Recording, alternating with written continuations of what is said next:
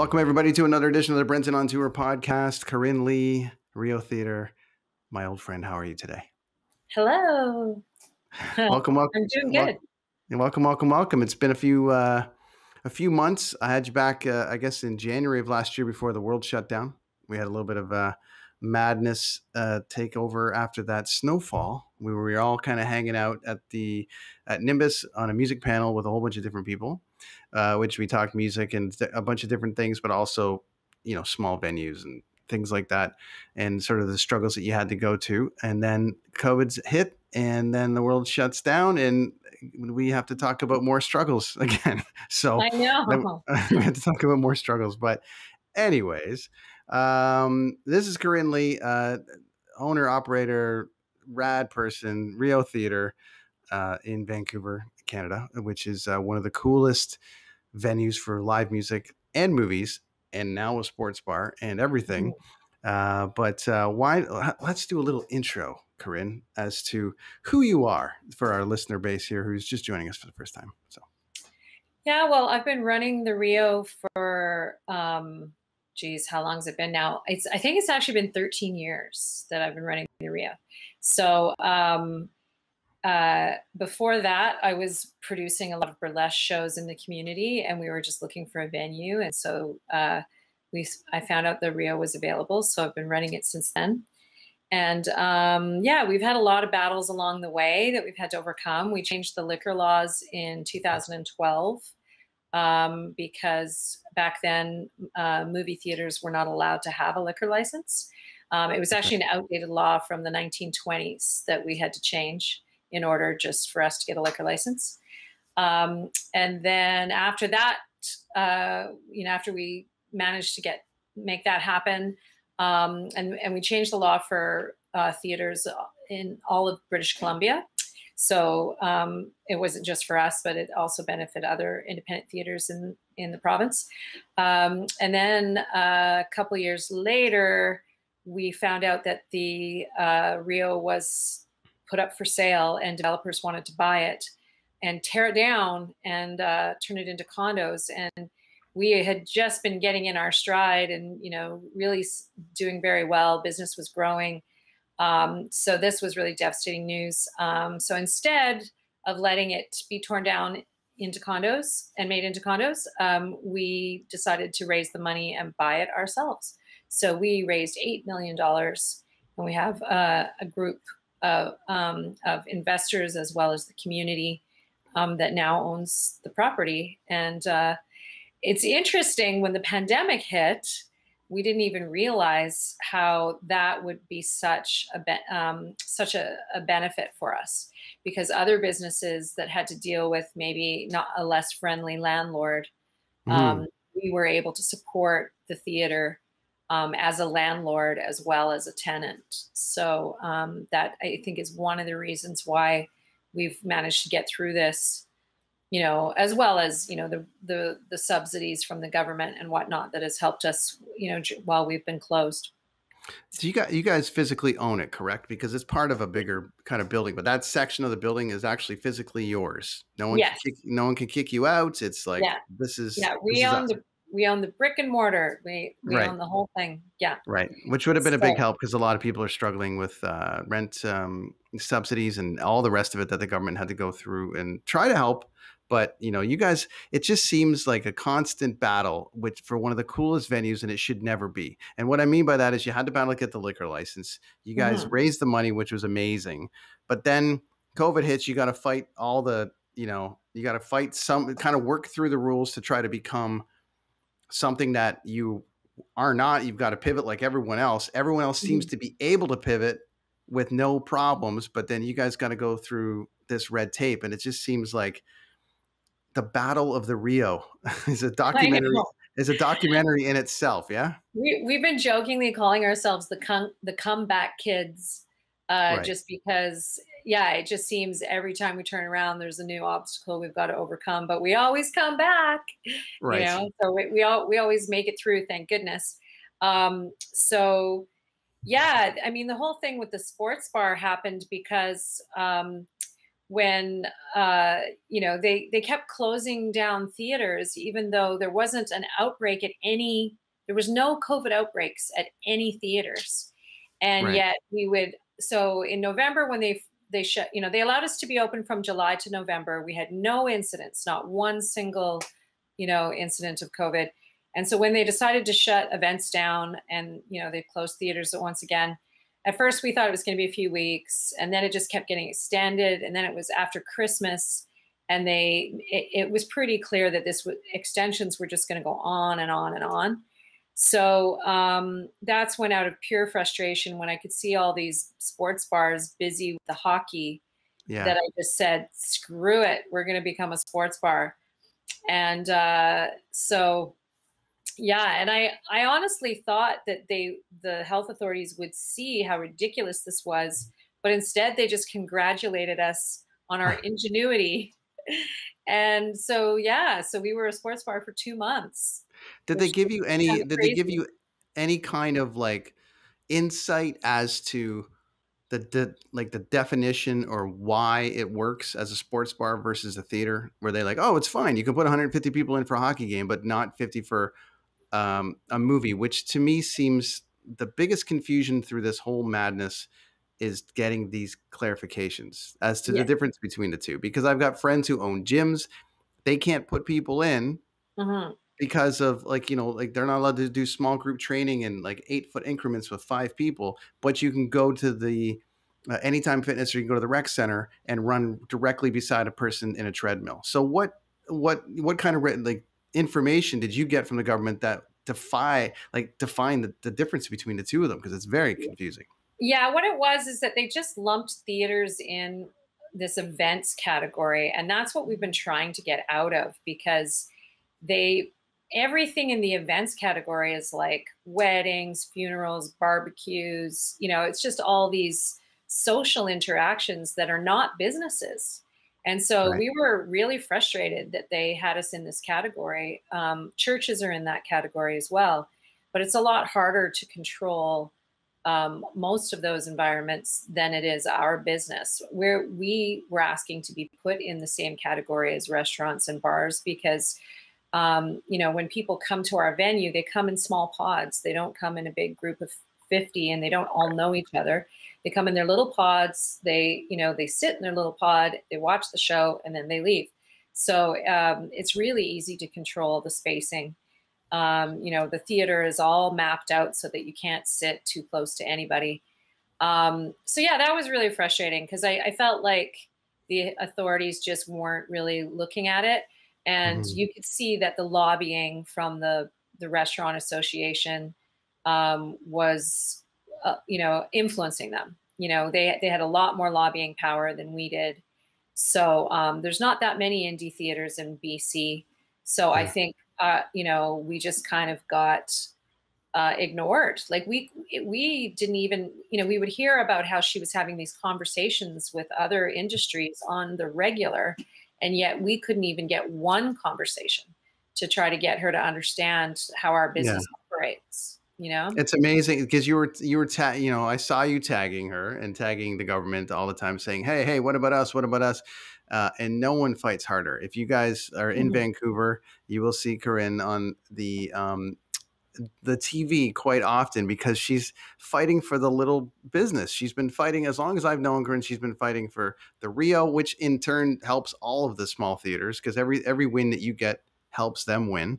And it's quite something. And to persevere through not getting the answers, did you have to kind of create your own answers? It seems like it. It almost seems like I don't want to say loopholes, but it seems like you've had to kind of really study on how to work through all of these things that are, these feet that are on your head, right? Yeah, like when it was my idea to become the sports bar, and that's because I understand the licensing really well. There's no like sports bar license. It's, you have a liquor license, and it's either food primary or it's liquor primary. Yeah. And so I knew I had the same license as any bar does. So that's where I was pretty confident that if I just called myself a sports bar, I could do it. And there wasn't really anything they could do to stop me. So that's why we, and that we had to go by the same rules as sports bars, which is you have to have the lights up. You can't have the volume that loud. We weren't allowed to charge for tickets. So people had to just come in and, and watch the sports on the screen, but it wasn't like a ticketed thing. So it didn't have we wouldn't have been able to survive as a sports bar for very long because they made so many constraints that you couldn't really make much money off of it. You were just making money off concession, right? So, so that's why, we wanted to go back to being a movie theater as soon as we could, but it was still fun. It was fun. We were joking that, here we are, a bunch of film nerds pretending to be jocks for a while. And, it was pretty funny at programming. We'd be trying to figure out what game is playing and who's on the team. And we didn't Did you have to bring it? Did you have to bring a jock in to guide you? All right, you guys need to show this game. You need to show this game. You need to show this game. Absolutely. I have some friends that were giving me advice, all along the way. Because we really didn't follow any of it. So I needed to know what do people want to watch? What teams are they, interested in? So, and what was fun was, we had a lot of Rio fans that weren't that into sports either. And they just came out just to support us. Yeah. Yeah. Our busiest night, oddly enough we had the UFC, of course, is always busy, but then the other busiest night was RuPaul's Drag Race, which was really fun. Yeah. And I just couldn't wait for the government to try to tell me RuPaul's Drag Race isn't a sport, because that would have been fun to argue. Now, there's no, what did I say? There's no such thing as stupid questions, right? No. So what happens to the Rio if you don't get this, if you don't get the license to do the sports bar? Well, if we weren't able to become the sports bar, then we would have just had to stay closed for, from November all the way till June 15th. Because there's no rent. It's just mortgage at that point. Yeah. So we are surviving from using the subsidies from the government. And that's keeps our doors out, keeps us in business. But it was just morale mostly, when you can't do what you love for more than 6 months, and I mean, really, it's been a whole year of interrupted. Even when we were open from July to November, it was limited seating. We can't have live shows. So we haven't been the full Rio Theatre, at its rockin' at its best for more than 15 months. When we shut down just before the pandemic, we had just had one of our best Februarys ever. We had the Comedy Fest there, so we're used to having a lot of dynamic, exciting things going on there, and a lot of sold out shows. And it's been complete upside down world for over a year. And I'm really looking forward to that being over. What is an ideal calendar for you? Obviously full is the answer you're going to give me, but what's an ideal mix for you? How does the Rio work best for Corinne? Well, usually when we're operating, it's about 60% movies and about 40% live. Yeah. I find that mix works really well because live shows are usually limited to more of the weekend, nights during the week, and movies you can play on any given night, like on a Sunday, Monday, Tuesday. So I find I just really love doing it all, because anytime we focus just on movies, then I start to miss the live shows. Yeah. And then anytime we're just doing live shows, I miss the movies. So I really am somebody who loves all of the arts, and I feel like it's the best expression of the Rio is when we're just doing it all. You had a bit of a battle with Cineplex, or at least you were going, you were fighting for the little theater on that side of it. How does the Rio compete? I guess the dumbed down question in this scenario is, how do you get your movies? what movies are you allowed to show? Like, how do you decide? And I know you're more indie in that on Commercial Drive, which is probably just got its dedicated audience right there in that Mhm. area. But how does a theater of your size compete against Cineplex? And so, like, and that's for all of them, because I'd imagine you're all struggling with the same thing. Is there like a network of like people fighting for you to get you all these amazing movies, or do you have to be very specific and know your audience so you can satisfy that? I'm always curious on how you decide what movies work best for you and how you show them. Well, the distributors decide whether or not you get permission, and Okay. that's why we were having to fight against the monopoly that Cineplex has, because it's usually no problem for us to get cult classics, Big Lebowski, Rocky Horror, stuff like that. But anytime we want to play a brand new movie, we are always told that it has to clear Cineplex first. So Cineplex gets first dibs. Hmm. And so we don't get it till they're done with it. But the problem is Cineplex will just move a film from one theater to the next till they've shipped it off to International Village. Is that what it's called now? Sure. It used to be Tinseltown. Now it's, I don't know, Yeah. International Village, whatever it is. Something like It's that. where movies go to die, basically. Right. So, movies will be, the movie could have been out for 6 months and it'll still be playing there. And so, yeah, we've had some very frustrating times where, like, a big movie like Parasite, we couldn't get our hands on it for 6 months after it had already been out. And sometimes we're getting to the point where it's already streaming online, and we're still trying to get approval for them to let us play it. And the thing I think that frustrates us the most about that is, why does Cineplex think our little theater is such a threat? Like, Right. why can't they share? It's very frustrating because What's it going to take to win that battle? Is there a chance for you guys, or does Cineplex and the distributors, do they throw you a bone ever? They're like, we want this movie everywhere, so Cineplex, we don't give a shit what you think. Every small theater is getting this movie as well. Do you ever get a bone thrown at you? But then maybe it's a shit movie like Fast and Furious, and like, I don't want that.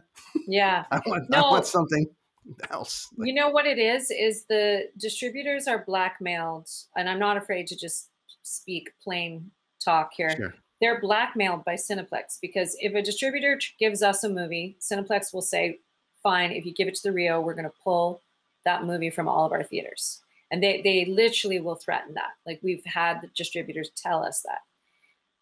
And so we've tried taking it to the board of, what is it? The Consumer Protection, is it? I'm forgetting the name of the board that we took them to, but it's all about, the Competition Bureau. We took them to the Competition Bureau, and we had recordings of distributors admitting that this was happening, and the Competition Bureau still said, oh, no, there's no problem here. So I don't know what the Competition Bureau is supposed to do, but they did not help us at all. So, and I was actually told that by people who tried to fight this situation, previous years. They said the Competition Bureau won't do anything, and they were right. So, yeah, I honestly don't know how we're going to, like, now that the pandemic is over, we're really hoping that there's going to be some compassion, for our industry. It's like, we just survived the pandemic, like, now is not the time to be greedy and exclusionary and try to cut out indie theaters. So I'm really, we've been trying to talk to the distributors since we've come back and just plead the case that, like, hey, isn't there a way we can all work together here and not have to go through this cutthroat situation again? We'll see. We'll see how it plays out, because Cineplex has not done well with the pandemic either, right? So they've in some ways, I feel like they may have a harder time bouncing back than some of the indie theaters, just because I think it's easier for us to space people out than it is at a multiplex. Are you a movie fan enough that you would boycott them, even if one of there's a movie you really, really, really wanted to see, like, but you're never going to get your hands on it, but the only way you're going to see it is either wait for it to come on one of the streaming services, or you actually would consider going to support You know what? it? Occasionally I do go to Cineplex if it's some, say the Yeah. kids want to go and it's, a big action Yeah. film that, I think that's something they do well, is big films like that. Other times I'm lucky because I own a theater. I know eventually I will get it. So there are times I have waited 6 months to see Right. something just because I wanted to watch it in my own theater. But Mhm. I don't blame people if they can't wait for their indie theater to get it. It makes sense that people want to see movies when they're current, and so the way they've got this monopoly, it kind of forces people to, And that's one thing that we were arguing to the Competition Bureau, is that it's taking away the choice of the movie going public. Yeah. You're literally forced to go to the Cineplex because the indie theaters are not getting the content. And Is that like that in America? Is that not like that all over the world or in America? Is it, or is it, it is is it? like that all over the world. In Yeah. Canada, it's worse though, because Cineplex Mhm. dominates I think it's 95% of the movie going market across the country. So they really have, cut down your options Mhm. for where you want to go see a movie. And that, to me, that shouldn't be okay. It's like in any market, if you're taking away choices from consumers, Yeah. that doesn't seem right. The and I'd imagine with your clientele though, which is to me, at least in that market where you are in that part of the city, would there's a specific kind of movie that you likely have in that market. I know you play a lot of nostalgia stuff, which is awesome. You do theme kind of stuff, so it's always really cool. I always like to check and see what you got going on, because for the amount of, say, new release-ish kind of flicks you have going on, you also have this really great nostalgic kind of thing happening with, like, Pulp Fiction weekend or Tarantino weekend or this weekend. It's really, really cool. Affordable. You can go and check these things back in the theater that you might have missed the first time. And I'd imagine it's crucial to your business to have that kind of theme and have those things happen. And I would imagine the market where you are doesn't want a ton of these blockbusters.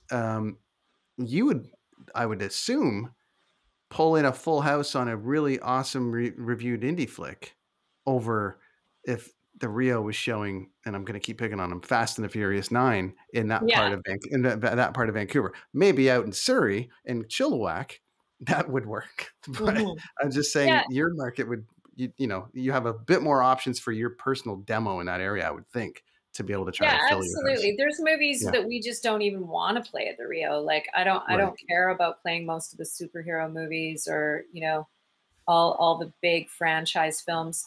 We've done really well at films that don't play at the Cineplex. Like Fantastic Fungi was an incredible documentary all about, mushrooms and the positive qualities of, that you can get from them. And we played Fantastic Fungi for like 6 months, and people just kept coming. It was one of our top selling movies. And yeah, there's not many films that you can do that well for 6 months. So yeah, I feel like I'm still confident that we can still survive even with Cineplex trying to crush us, because we've been forced to be creative since day one. We're always having to come up with new content, new ideas. So I'm confident that no matter what limitation gets put on us, we can find a way around it, because we just seem to be pretty squirrely that way. So now you were talking about how you like the mix between the live and all the rest of it. We can get into some of the great shows that have been there, but I'm not sure how many people know about you and the burlesque, and I think it's quite this alter ego of Corinne, or maybe it's maybe the Rio Theatre Corinne that we know is your alter ego, and burlesque is actually you. yeah, But which one's the real one? this is Corinne and the alter ego. I'll say shamelessly, which is awesome, and definitely, and perform at the Rio, obviously supporting your own cause there, but supporting an amazing group of women and everybody. So dive in a little bit on the burlesque, because we've never spoken about this Mm. as far as just, we've done a lot of work together and we've over the years and all the rest of it. But how did the burlesque world enter your world? I started doing burlesque shortly after I'd had a baby. Actually, I was Really? I was like 32. I remember when I started doing it, and it's funny because you'd think that'd be something you'd start when you were younger. You might feel more confident, but I didn't feel that confident when I was younger, and I also just wasn't really drawn to it. But as I got older, I yeah this whole exhibitionist side of me came out, and the just really fun loving and performance side. And then I met a big group of great women that were doing burlesque, and so it was just a really fun community to be a part of. And the Sweet Soul Burlesque girls were the ones that I first got involved Right. with, and that was in the early days of burlesque when there was literally only 2 troupes in the whole city. Now there's I don't know, dozens of I don't know, maybe there might even be like 100 different troupes. There's a lot of burlesque dancers nowadays. But yeah, it was just for me a really fun, creative outlet, a great way to express myself. And the more I did it, the more I just found that it just, really is an alter ego for me, Mhm. where my stage name is Shameless Lee because just for the idea that we're kind of taught to feel shame about our bodies, and sexuality and all of that. And so once you choose your stage name to give you confidence when you go out there. And so that name Shameless always gave me a lot of confidence. And and I definitely feel like she's part of me. Like when Mhm. I'm, my friends will say they know Shameless for sure because she comes out definitely when we're having some fun. Um, but and it's just been fun, all the co-productions that I've worked on. We've done like Star Wars burlesque. We've done I uh, can't believe I missed that. You got oh, it's so you do it fun. every single year. Every single year you do the star, I've seen it, and I'm like, we got to get down there, and it's like we got to get down and see it. I think you and I even spoke about it. You're like, I think you had something that was on the way the last time we spoke, and I was looking and the Star Wars burlesque was coming. I'm like, this is going to be amazing. Did you do Game of Thrones too? What else did you guys Yeah, do? Game of Thrones burlesque was amazing, and that's one of my favorite ones because I'm usually involved in that one as a performer as well. Yeah. Um, but yeah, it's, over the years when I look back at all the, crazy fun shows we've done, it's been a really good time, and the audience has been right along there with us. And, that community is very supportive because, we all kind of understand that we're all there to be supportive and of each person's personal expression. So it's very body positive, but very sex positive. Yeah. And so, yeah, I think it's a great community to be a part of. And so it was so awesome when I had my own theater that I could, be kind of a home for other Mhm. burlesque performers and producers. I'd imagine it's just a bit therapeutic too. Yeah. Like it's just. Absolutely. Yeah. Yeah. Once Yeah. you've done a striptease on stage in front of hundreds of people, you definitely, have a certain confidence and overcome any kind of fears that way. I mean, usually my biggest fear is just remembering the choreography and, Mhm. just trying to, have your smooth moves. I don't really, I'm never really that concerned about, the nudity side of it. I've always been quite comfortable that way. So. This is the only picture I could show on this show. I mean, it's going to go on the net. It's going to go on the internet. As I'm sure people can find racier stuff if they want on Yeah. YouTube and things like that. But you've got quite a selection there. Yeah. Well, my friends, go visit Corinne at Shamelessly on Twitter and wherever, and you'll find her. and there's some great stuff there. So, but we'll Yeah, just post the this one. Instagram is where I We'll put, post this one. you know, most of my more burlesque stuff. Sure. No, it's great. Good for you. And I think it's amazing that you, it's therapeutic. You've brought this community, you give them a home, which generally speaking, must be a struggle to find places to do it. I mean, geez, Vancouver is losing venues like crazy. I mean, everyone was stoked when you were able to do shows and then uh, add alcohol to it, right? And then, so it's just another venue that gave options for promoters to do shows, but also things like burlesque and just another a great addition to the city. Just a place that are you known as like the place now for burlesque? There's got to be a few, but you haven't done it in a while either. We're one of the main burlesque places. Yeah. Yeah, I mean, sometimes they want a bit more of a nightclub vibe. So there are some venues that provide Sure. a bit, you know, a bit more of that vibe. But yeah, we've got, you know, the nice big stage and they can use the visuals and all of that. So also, you know, I am conscious that I try to make it affordable. You know, we always make, we do co-productions with people who I know are experienced promoters and I know can fill a house. If someone can fill a house, I'm happy to work with them in a way that makes them money and makes us money. Because yeah, some of these smaller promoters, it's not as easy for them to, you know, come up with the money up front to be able to do a show. And so I have ways of working with people that, you know, help support them. There almost wasn't a Rio, and now you've got a place for people to go. Can you talk a little bit about the Save the Rio campaign that you had going on? Because it was a massively successful campaign as far as I'm concerned, but you might have a different opinion about that. But just the press on it, the people that got involved, there's Kevin Smith there, who's obviously become a buddy for you and all the rest of it. But how did that little thing start, then turn into such a big thing after that? Yeah, I was so blown away by the amount of support that we got, you know, locally from celebrities, internationally, just everybody just kind of rose to the occasion. And I know when I first started, you know, saying, oh yeah, we're going to raise $8 million to buy the Rio, I had a lot of people that thought, no way, that is not going to happen. You know, that's just a crazy idea. And I don't know what it is in me, but for some reason, I don't get deterred like most people do. I don't get scared off of doing things that seem really hard to do. What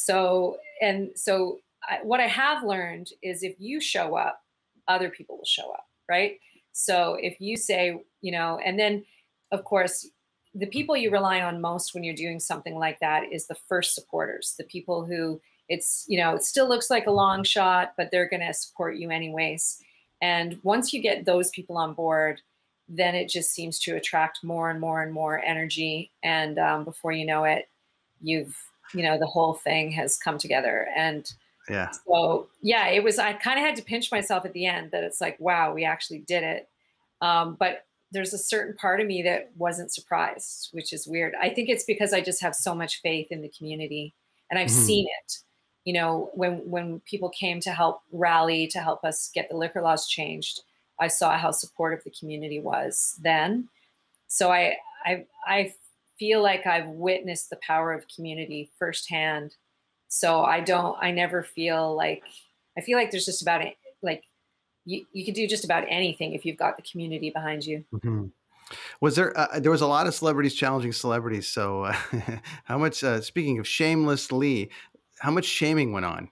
Like where you're like, hey, listen, Kevin Smith donated. Ryan Reynolds, are you going to donate? Hey, Seth Rogen, are you going to donate? How many? When did the piling on of the celebrities start? You know what? The great thing is we didn't have to shame anybody. They all just volunteered. Like Kevin Smith volunteered. Like they contacted us. Nice. He just came out and said, hey, I'll donate a couple of shows. And we took him up on it. And Ryan Reynolds just contacted us and said, hey, I donated. And then we, you know, followed up with him from there. And yeah, so each one of them came to us in their own way.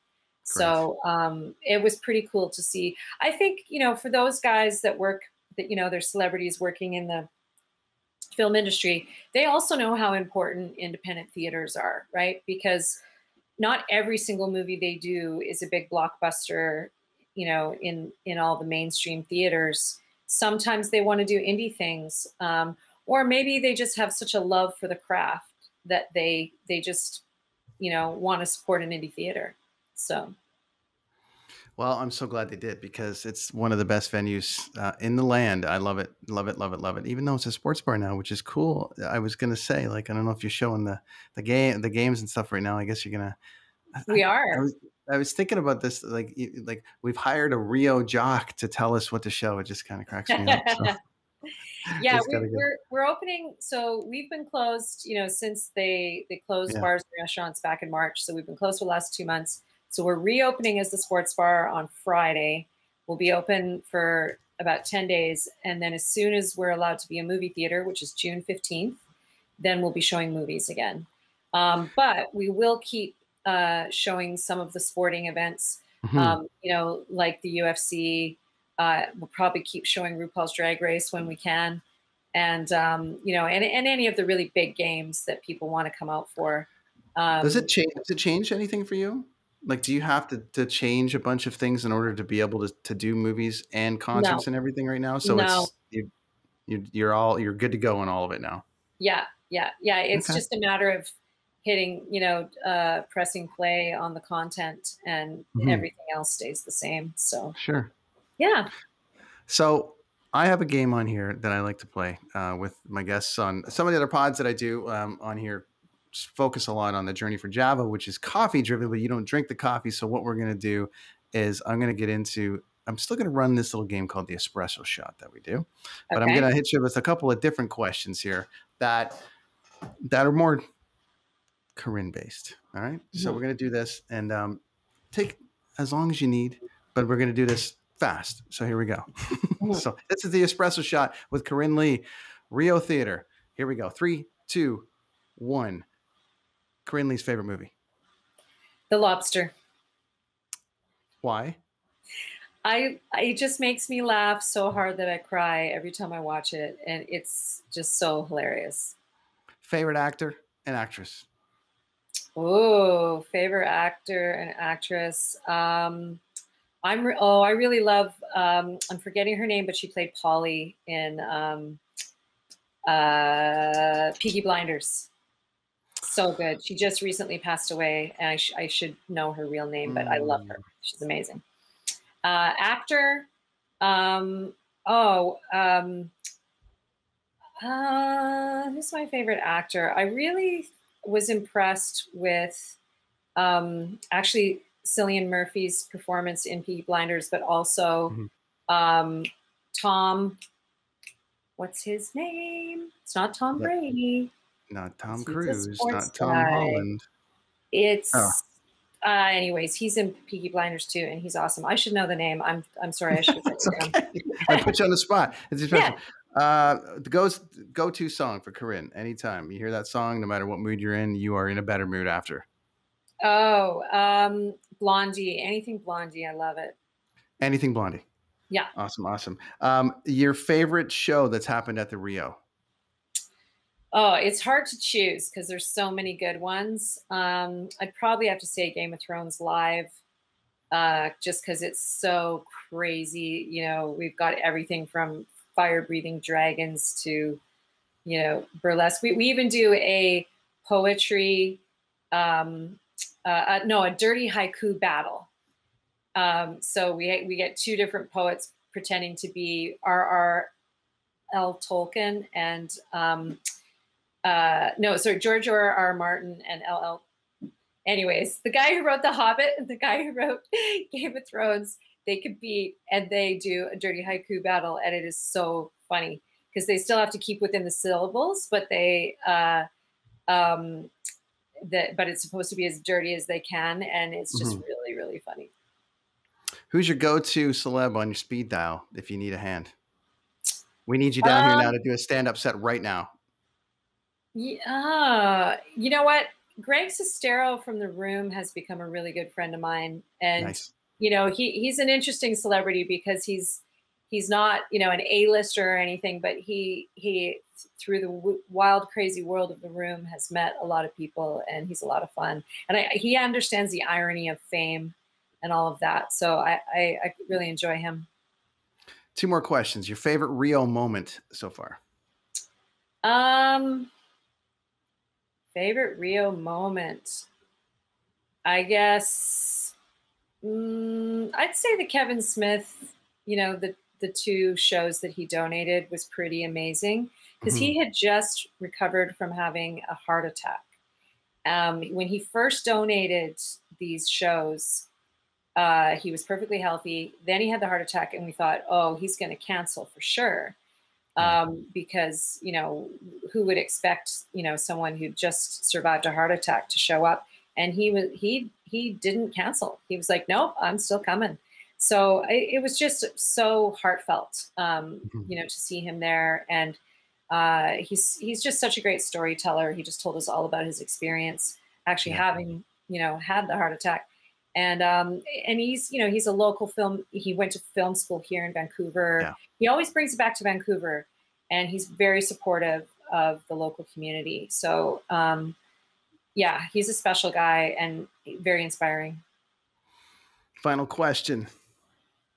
It's Tom Hardy. That's his name. Tom Hardy. Right. Thank you. You make this much money.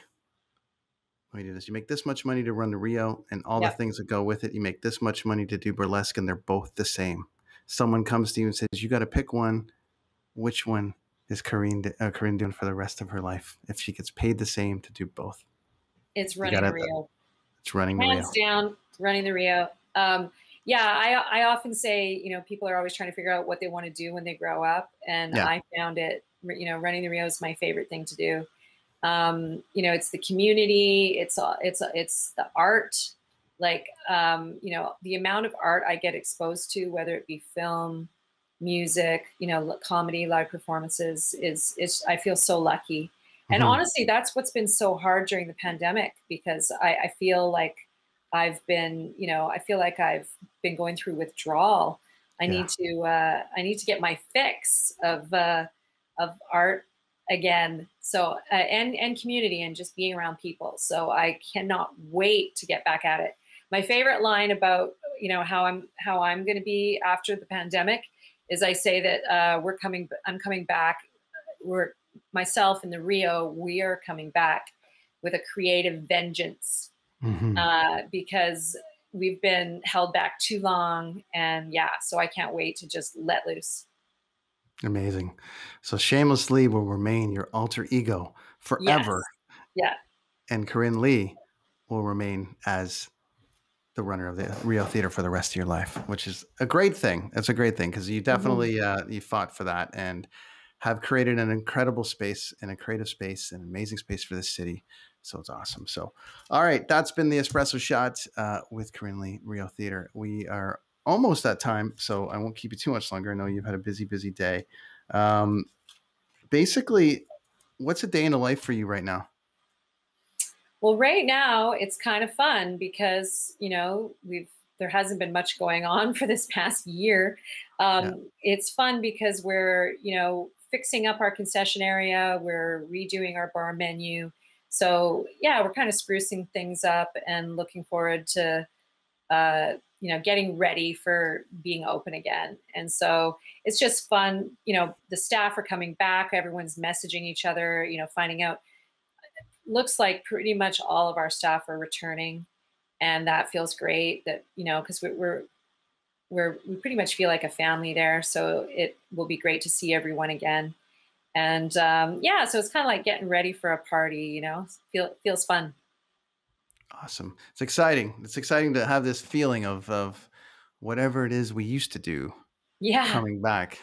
Yeah. I'm certainly super excited about it myself. So, all right, Corinne, where can everybody find you online? I've been kind of posting stuff. I don't think I've forgotten anything. I got Twitter. I got the Rio at Rio Theatre.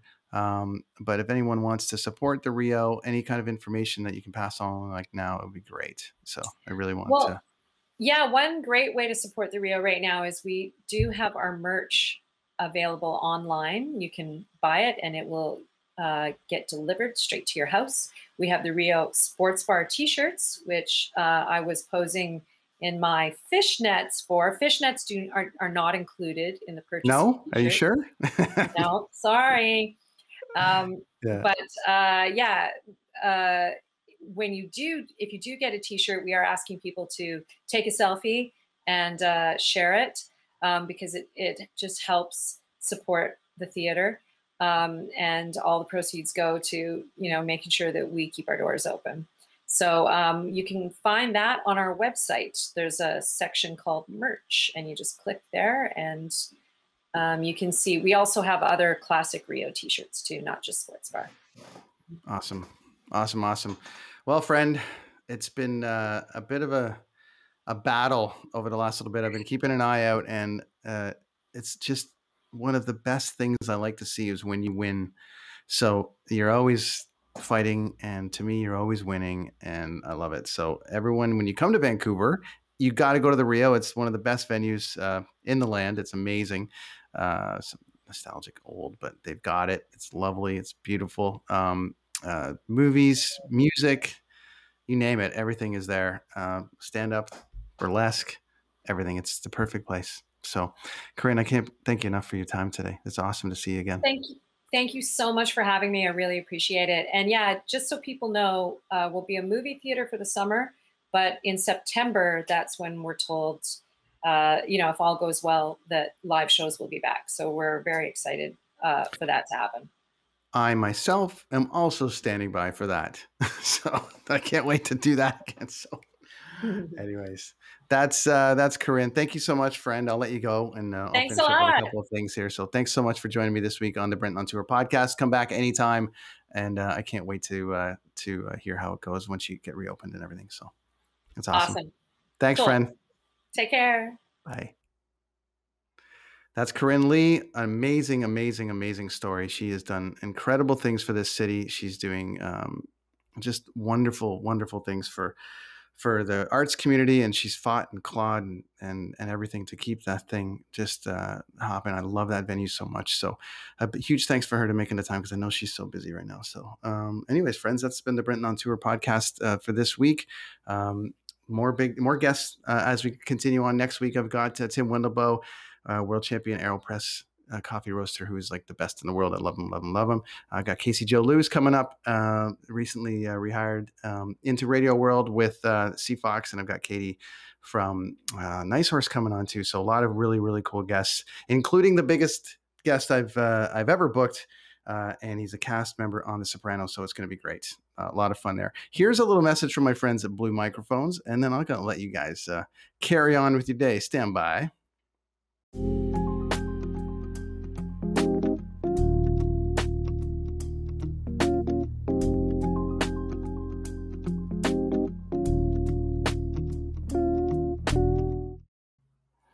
Thanks, everybody. That is the Brenton On Tour podcast. I got to thank my friends at Blue Microphones for the Blue Yeti X and the Mixify headphones that you see right here. They have sent me this, as well as the Logitech C920. That's right. We're in HD now, which is the best. Love that, and couldn't wait to get that kind of set up and ready to go. So, my mug is not really the best for HD, but anyways, we're going with it. Anyways, thanks to my friends over at deanblundell.com as well, and all those guys over there for hosting the Brent podcast, as well as the Kids on the Escalator podcast, which I do on Tuesday nights with my good friend Chris Machete. So tune in to that every Tuesday night. This comes out on Wednesday. So last night it was all Kiss all the time with Brent Fitz and Todd Kearns from Slash's band. So go check out that episode as well. So yeah, that's what's going on over there. My friends at Partake, I haven't thanked them in a while. They sponsored the Brenton On Tour cast as well. This is non-alcoholic beer. It's really, really great. There you go. Have a look at that. They got the pale, they got the blonde, they got the red, they got an IPA. It's 10 calories and it's fantastic. So make sure you check that out as well. Thank you, everybody. It is the Brenton On Tour podcast for this week. We will see you next week on all the platforms. Thanks for listening, friends.